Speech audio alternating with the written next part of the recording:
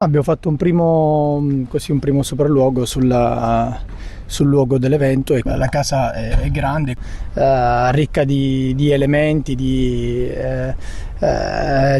tanti oggetti che abbiamo così rinvenuto da parte della bambina, e quindi questo ci fa pensare che giù in questo piano rialzato era viva la presenza appunto della bambina.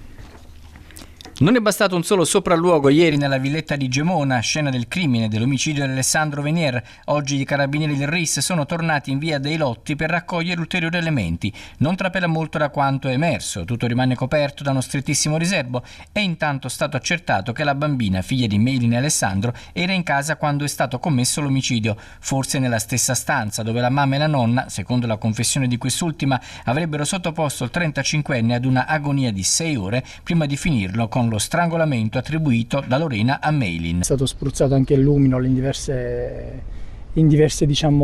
locali. Adesso il sangue attendiamo. È stato trovato?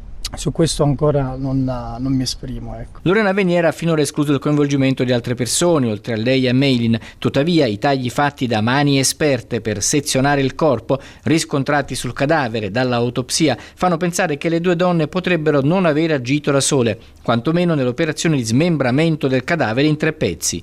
Sull'ipotesi di altre persone coinvolte sarà importante passare al setaccio la vita delle 2 donne. D'accordo. Questo passato colombiano in qualche modo può influire?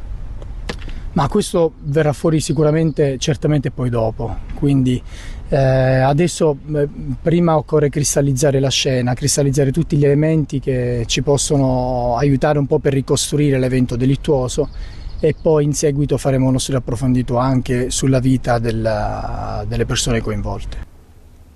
Dopo il secondo sopralluogo nella villetta, i RIS si sono spostati nella casa funeraria Giuliano di Gemona, dove era custodito sotto sequestro il bidone della spazzatura, in cui era stato nascosto il corpo ricoperto di calce. Il bidone è stato prelevato per effettuare delle analisi ed è stato analizzato anche un materasso buttato via da Lorena Venier.